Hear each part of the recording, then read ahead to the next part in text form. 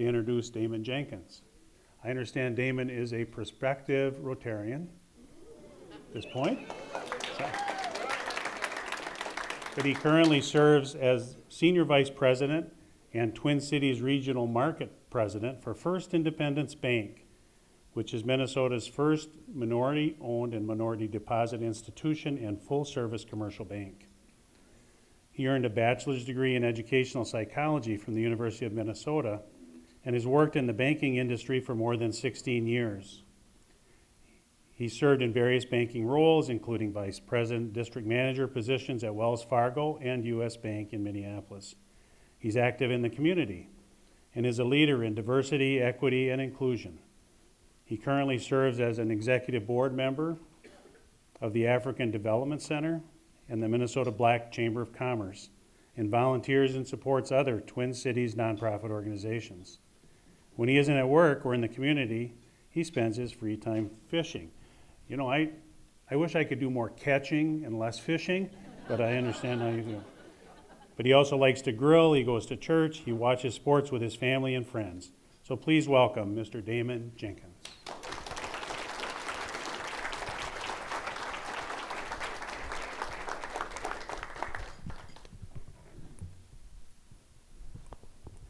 Good afternoon.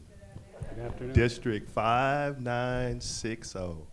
Now, to my understanding, this is a large district. I think it kind of, doesn't it spill over into Wisconsin as well? So where's my Wisconsin folks at? We got some Wisconsin folks? There we go. There we go. And I will excuse you if you're by chance Packer fans too, because here in Minnesota, we welcome everyone. We don't leave anyone. We don't leave anyone out. And so we welcome you in good faith. So good morning, good afternoon, I should say. Thank you. I am Damon Jenkins. Thank you for the warm introduction. I come by way of a few folks, and I'll start with Mr. Paul Perez. Thank you for the invite. I appreciate that. You are the only person that can get me to drive an hour and 20 minutes on a Saturday and talk about banking when I should be sitting at home watching college football. So thank you for that. And then, hey, give it up for Paul. I love that blazer, man. I love that blazer. So I also come by way of Olivia Smith, and that's my 79-year-old mother. And I am a mom's boy, and you'll hear my story, and you'll understand that why. So my mom is like my superhero, so I have to give it up for her. Because if it wasn't for her, obviously biologically, naturally, all that stuff, I wouldn't be here. But if it wasn't for her, I wouldn't be here in Minnesota, and we'll talk a little bit about that. So I come by way of my mother, and then I come by the way of my family. You know, I am a father, I'm a husband, my wife, Tamara. She didn't want to make the ride, but it was good because I enjoy personal time. But we've been married now for 17 years. We test drove for the first 8 just to make sure that she liked me. And so total, it's been over 25. And I come by way of Deja. That's my 21, soon-to-be 22-year-old daughter who's graduating from the University of Minnesota. Fun fact, I met my wife at the University of Minnesota, so there's some connection there. And then I also come by the way of my 14-year-old trombone player, Damon Jr., who's also autistic. And I have to call him out because he's the hardest working person, and I'll put him up against anyone that I know on this earth. And so I am because of those folks. But I'll tell you this, I am because of you, and we'll talk about that a little bit. And so my story, I was raised by my mom. My mom raised 5 boys and 2 girls, all by herself, with 1 bathroom, so imagine that. And I think we probably had a few cousins that stayed with us as well. And so I remember growing up extremely poor because I grew up without a father. And my mom really worked hard. I actually didn't see my mom that often. I saw my sister kind of raised us because my mom always had to work, okay? So my mom moved us here 35 years ago from Kansas City, Missouri. I am a Chiefs fan. However, I live in Minnesota, so I got to have this love-hate thing with the Vikings as well. But I have a buffer because I am naturally a Chiefs fan. And so I get that, you know, that other side, like a couple Super Bowl rings. Okay, never mind. And so my mom brought us here, and it was really for equitable access, right? Growing up in Kansas City, Missouri, there wasn't a lot of resources there. And so my mom moved us here because that's what Minnesota produced, was resources. And so I grew up in South Minneapolis. Most of my time was spent not too far from where George Floyd's murder took place. And we'll scratch the surface of that because that's kind of old. Like, I won't make too reference to that. I won't, and I say making reference to it is old, but the results are still happening. So we'll talk a little bit about that too. But I grew up in South Minneapolis. I went to Minneapolis. Anderson was my elementary school. South was my high school. And then obviously I graduated from the University of Minnesota. I have to call out something though. This is probably my third or fourth now opportunity to engage with the Rotary. And I'm impressed. And I'm really impressed. And I always call this out at Rotary meetings because I know I do a little homework, so I know what kind of like where you're going, where you're headed, what are some of your pillars.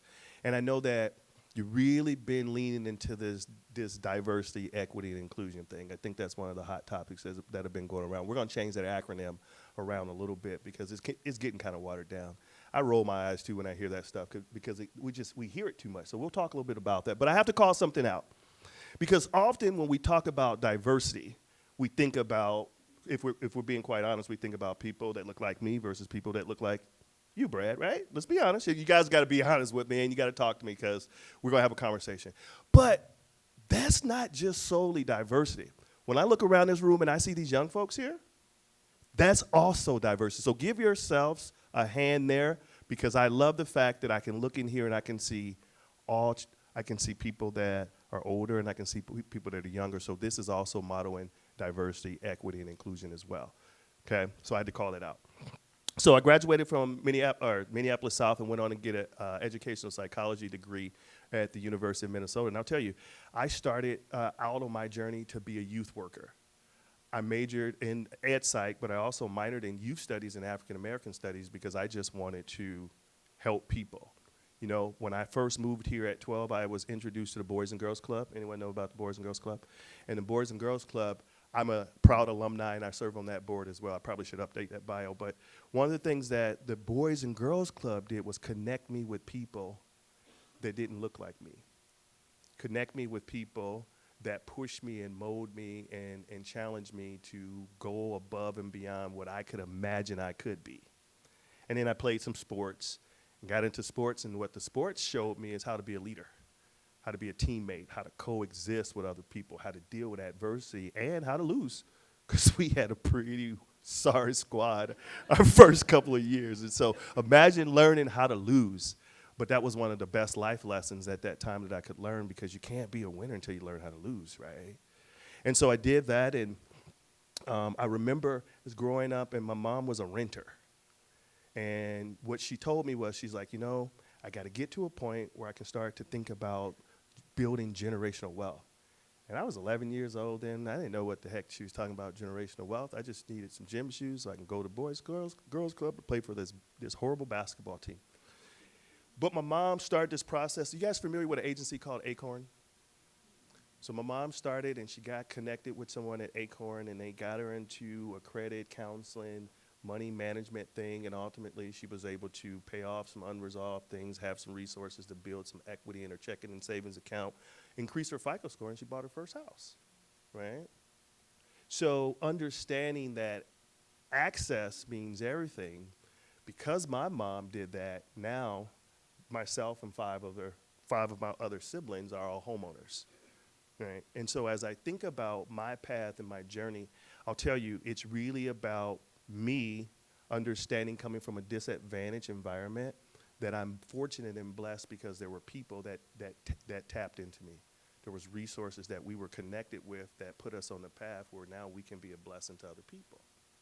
And so I share that because I am who I am, and I know my why.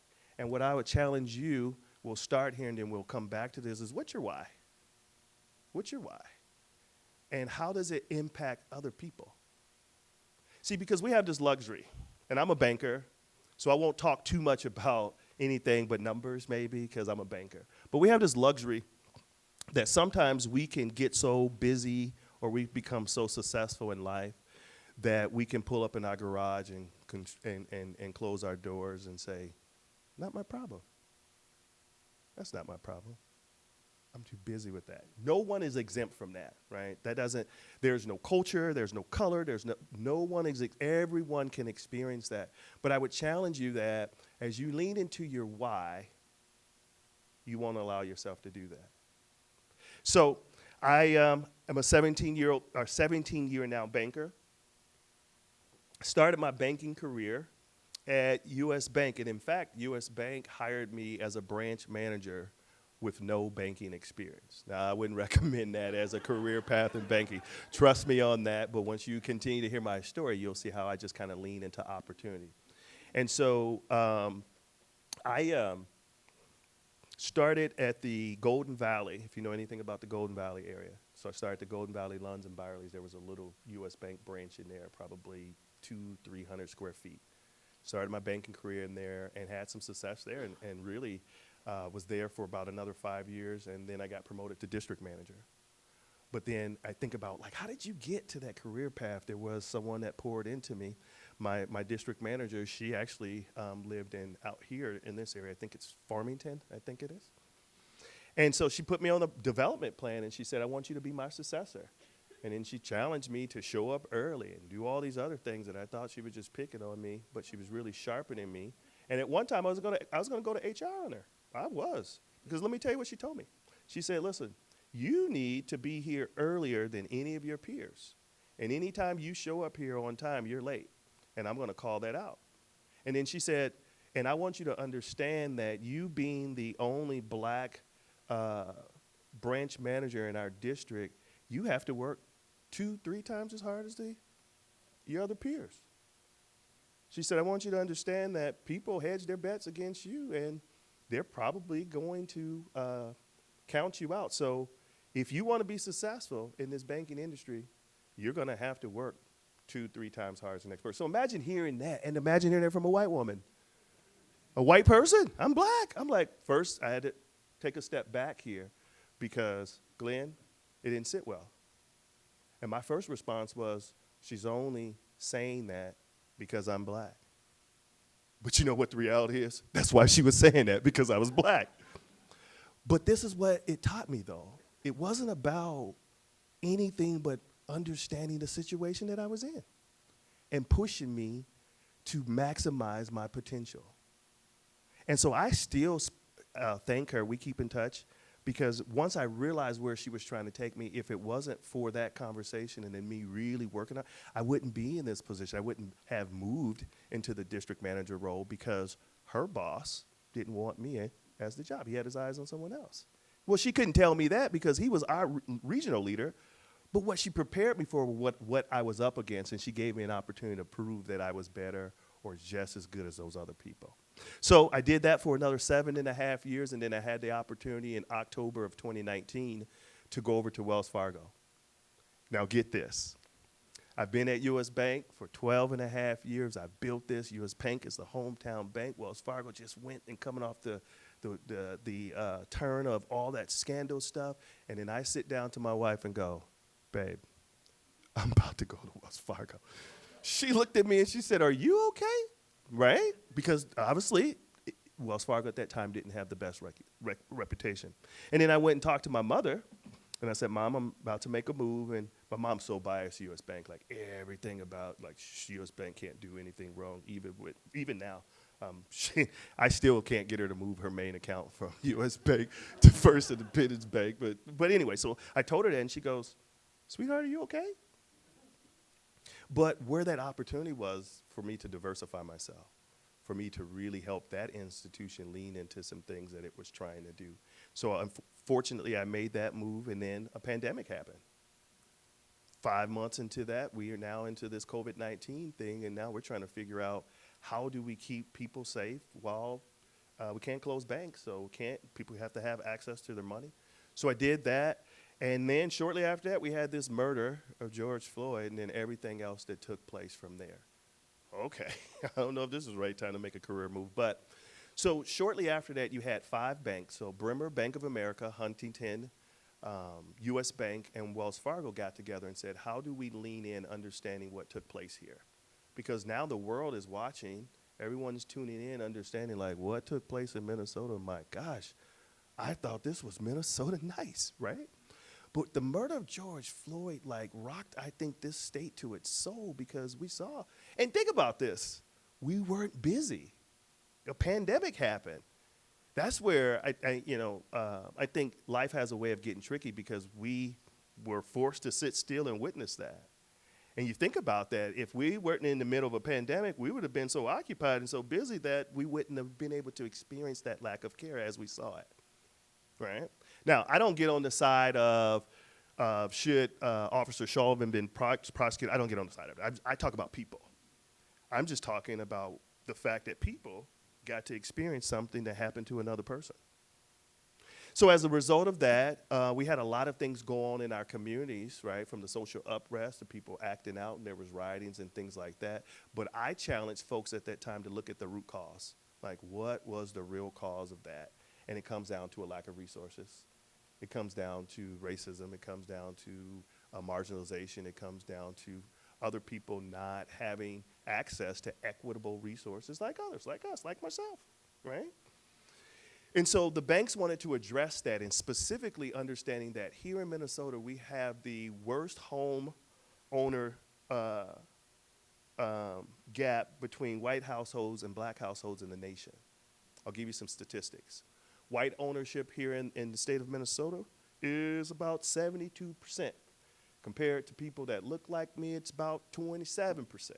Now, I'm a banker, and you have had lunch, so I'm gonna need you to talk to me for a second, okay?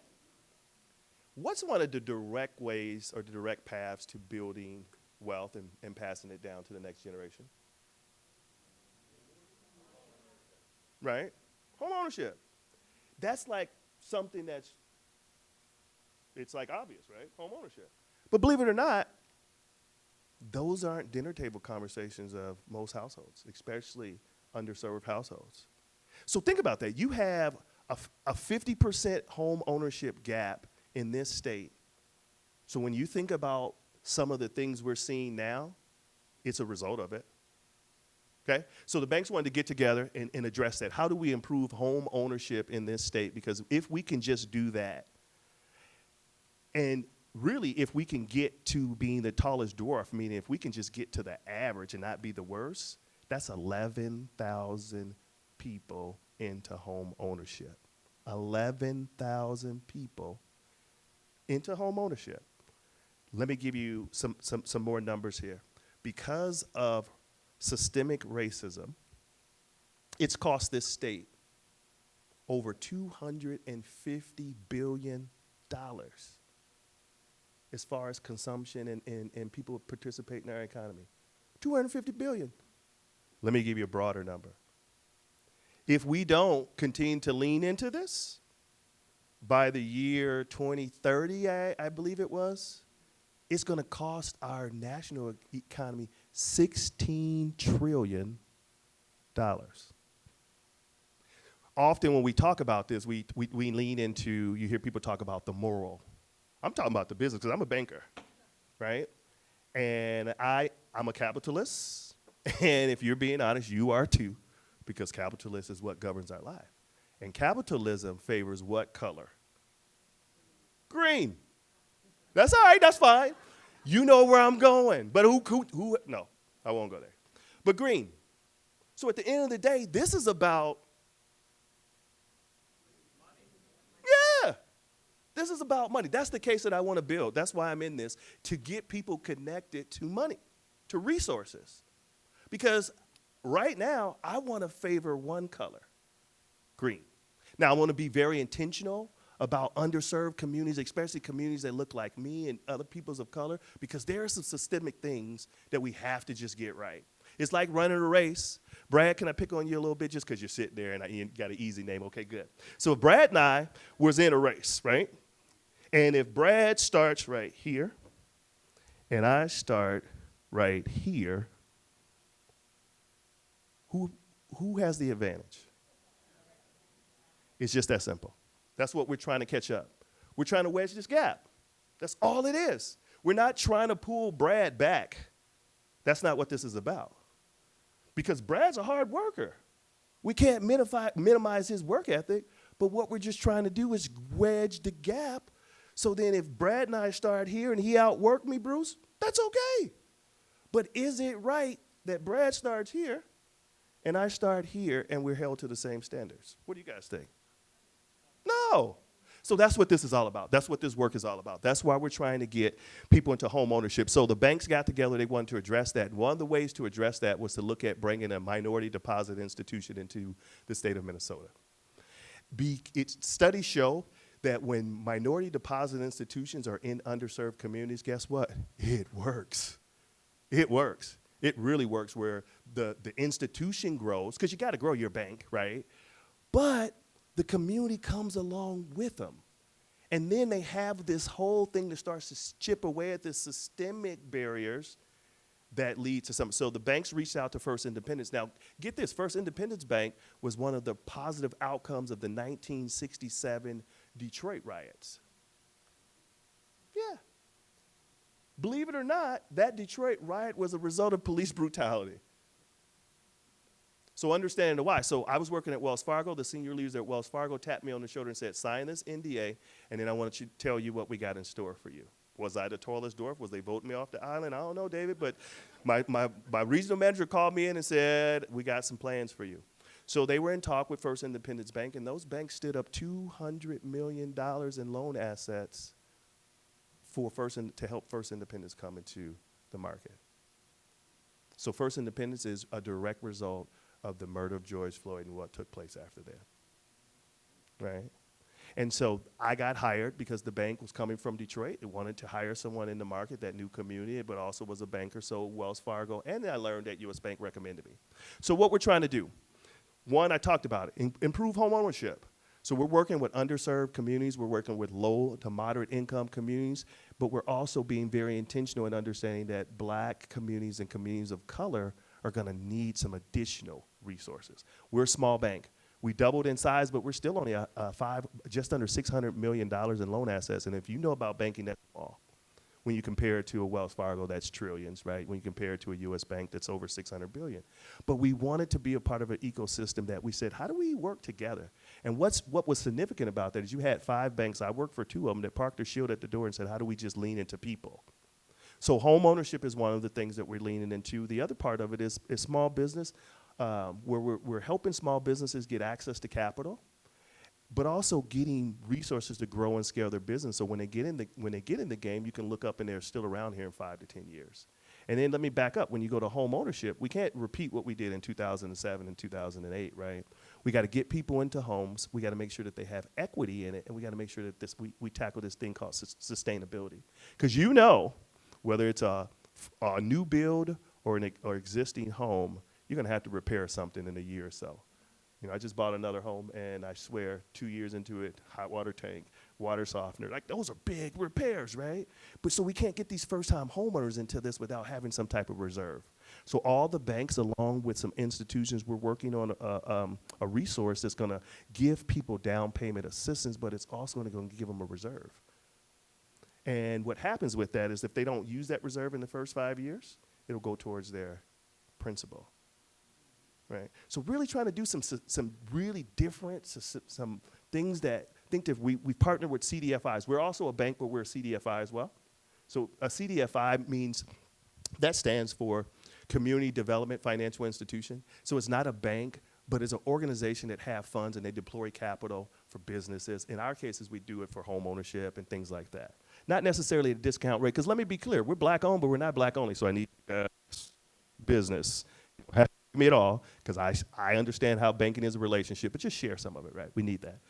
The other part of it, though, is we're still a bank, and we have to focus on not making it easy. We don't do moral lending or any of that type of stuff, but what we do is we help people prepare so they can get the yes. So it's not a hard no, it's more of a slow yes, right?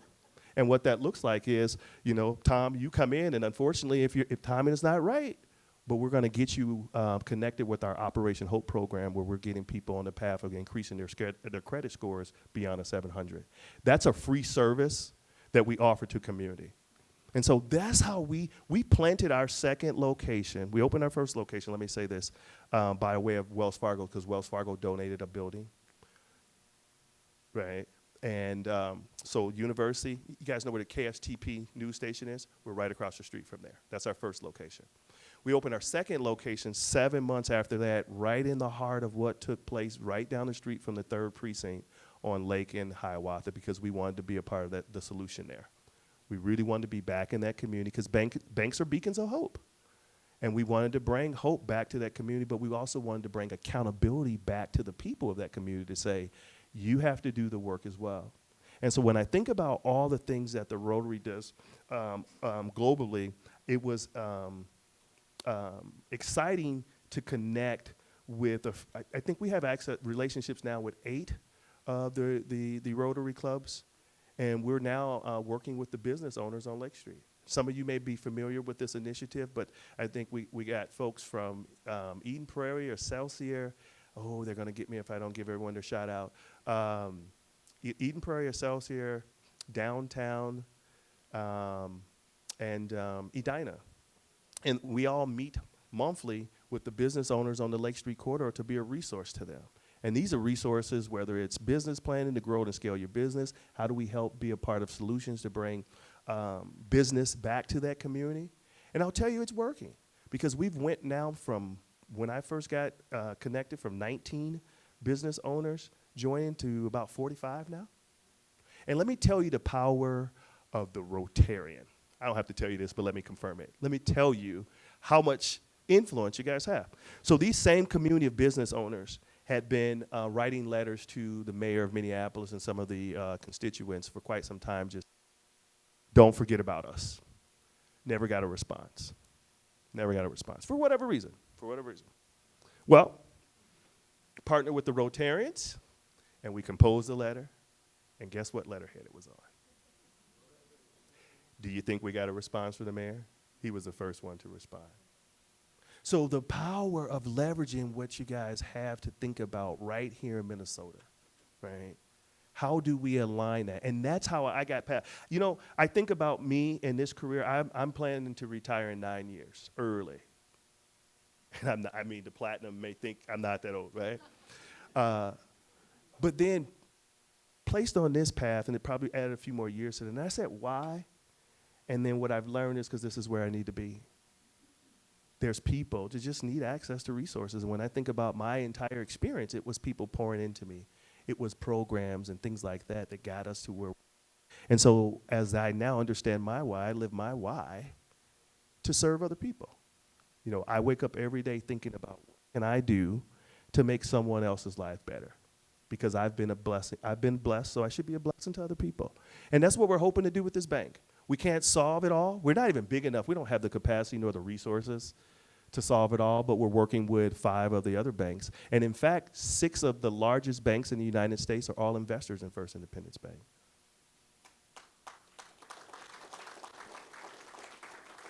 So it's going to be here. This is our bank. And it was proud when I met with the governor, and I've met with the president of the Federal Reserve, and I hear some echoed words. Damon, 1, this bank can't fail, no pressure. But 2, this is Minnesota Bank. This is not just a minority deposit institution. This is not only just a black-owned bank, but this is a Minnesota bank. And one of my goals and what my wishes is we can even get away from calling it a black-owned bank, and it's just a bank. It's just a bank. Because when we advance to there, then we know it's the norm to have banks owned and operated by black people. Now let's talk a little bit about EID. I changed it because I'm so sick of DEI. And let me tell you why. Because it becomes just a phrase. People just say it. They just lean into it, right? And I'm just thinking, like, how is it so important now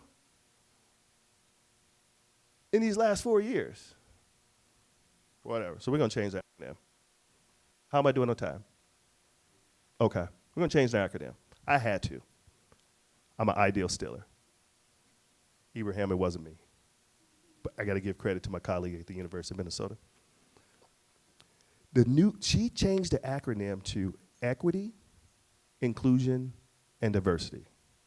Because the thought process was, if you take equity plus inclusion it equals diversity. And let me explain it. How many business owners we have here? Any business owners? Anyone that run a business? Anything? Okay. Told you I got to get you guys to talk to me. We just had some good food. And you gave beef, and beef, red meat, get you sleepy, right?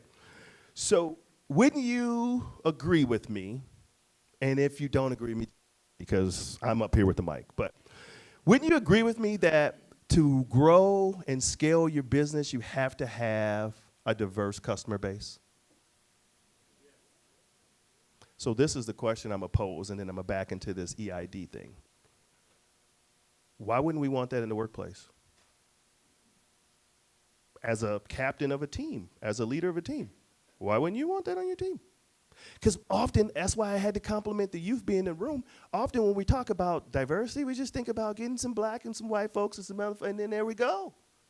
But we don't talk about diversity when it comes to diversity in thought, diversity in opinions, diversity in the way we do things. That way, if I'm not on board with what Paul's talking about, I'm going to challenge him, right? We're not talking about diversity. When we talk about diversity, we don't always talk about disabled, right? We don't talk about gay, lesbian, because that's all diversity. But at the end of the day, what it comes down to is these are people. We're people in this room. We're people trying to do the right thing. We're people trying to impact lives. We're people trying to make some green and passing it down to the next generation, right? So it's important, and I called out the numbers, that everyone has access to resources. So when you hear people should be talking about when they're talking about diversification is how do we bring equitable outcomes to communities who don't have it? Down on Lake and Hiawatha, you have a dynamic things going on, Andy. You don't just have abandoned buildings. You don't just have where the 3rd precinct is boarded up still. You have homelessness. You have mental illness. You have depression, right? All these things need to be addressed. And what's happened here, this is why we have the land of 10,000 nonprofits.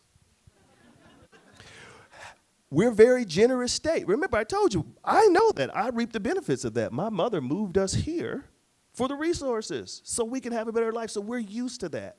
But equitable outcomes is beyond getting yourself to a point where you can sleep better at night. Because we can all do that. We just cut the check. Just cut the check. And then guess what, Bruce? We go to sleep. And that's what we've done, in my opinion. And I got statistics, or we could just debate this. Invite me back. Well, hopefully you invite me back. But invite me back and we'll talk about this. But we've done that. As a state, we cut the check. It's a very generous state. There's a lot of giving that takes place. But what we have to understand is that the opportunity here is for us to have an economy, an ecosystem, I should say, that creates equitable access for everyone. That's what this EID or DEI is going to promote. So it's going to get people opportunities to be contributors. Because if we don't, there's a lot of us that are going to have to continue to do the heavy lifting, and that ain't right. But we're doing it to ourselves because we're not leaning into and really connecting people to a point and giving them the resources so they can be successful. Let me give you an example. I got an autistic son. At 1 year old, he wasn't playing around with too many words. He wasn't really making eye contact, and we caught him early. So guess what we did? We got him connected with resources. Right? We met him where he was at. And now guess what? The guy's been in mainstream classrooms. He's made the A honor roll for the last 2 years, and he plays 4 different instruments. So I give you that, and that's me being vulnerable, sharing that. I share that because I want you to see, like, that's what this is about, powering the potential of others. Now, you get to pick and choose what that looks like because it's your why. You don't have to open the first black-owned bank. Right? You got to do that. What you have to do is just lean in to say, what type of impact can I have on someone who I normally don't deal with? And I'm not talking about a person that don't look like you. Because believe it or not, statistics show still the poorest community in the country is white. Yeah. So even when we talk about equitable outcomes and equity and bringing equitable solutions to people, we can't just exclude, because that's what we do as a country. When we start to include, we exclude. Let me give you another example. Right after the murder of George Floyd, you've seen this big push to get more diversity in leadership in organizations, right? We saw this, you probably felt it, and I would challenge, because I've challenged organizations on this when we talk to. Lean into this. I would challenge that it was so hard during that time for a qualified white male to get a promotion. And that ain't right. Because what did we do? Not right or wrong is what's most effective. We said, okay, here's the need. We shifted instead of doing this. Right? And so as we think about what's the true meaning here, it's your why in serving people. As the Rotarian or the Rotary has done things for years to impact this country, how are you impacting this state? If we can, since I'm a prospect, I'm being inclusive. I'm including myself right now. If we can help bring solutions to polio, you telling me we can't help change this narrative around homelessness in this state? If the Rotarians can get politicians to respond, then how are you even leveraging your voice? Because that's the challenge. It's all about leaving this place better when we go. And once you understand your why, you don't battle with that. And so as I'm a gopher, so I gotta challenge you. As we're going down this stream, get in the boat and roll with us. Don't pull up in your garage and say, I'm too busy. It's not my problem. It is our problem. I just gave you statistics that showed you from a national and a local level, it is your problem. Because you may not feel it, but your grandkids, their peers, they'll feel it. Because our economy is so volatile and we need everybody to be able to play. So I'll end this thing how I started. What's your why? And how are people impacted from it? And as you leave today, think about that one thing you can do for someone else. They're telling me it's over. What can you do to impact the lives here? There was a reason why George Floyd's murder took place here. Because we are the state with the, I don't need it. Okay, we're good. Okay. There's a, whoa. Set me up, man. There's a reason why, in my opinion, in my heart, that the murder of George Floyd took place here. There's a reason why people across the globe are coming here and watching to see how we respond. Because we're the group.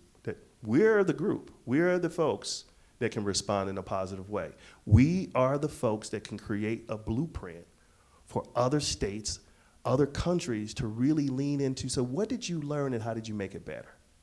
And we're seeing it just from everything that we're involved in, from a systemic thing. And so I would just say, stay in this place with us. If you don't like DEI, change it. I just gave you another acronym. It's EID, because equity plus inclusion equals diversity. Thank you.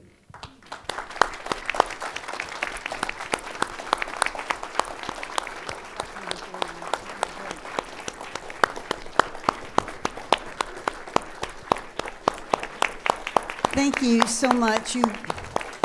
Your speech went along perfectly with what we've been talking about, is looking at something, but then looking at it just a little differently, and you can do something, and that's what you're doing with the bank, and adding hope to the people in that community. So now, Ed, are you ready? Let me give this to you, Damon. Thank you so much. Thank you.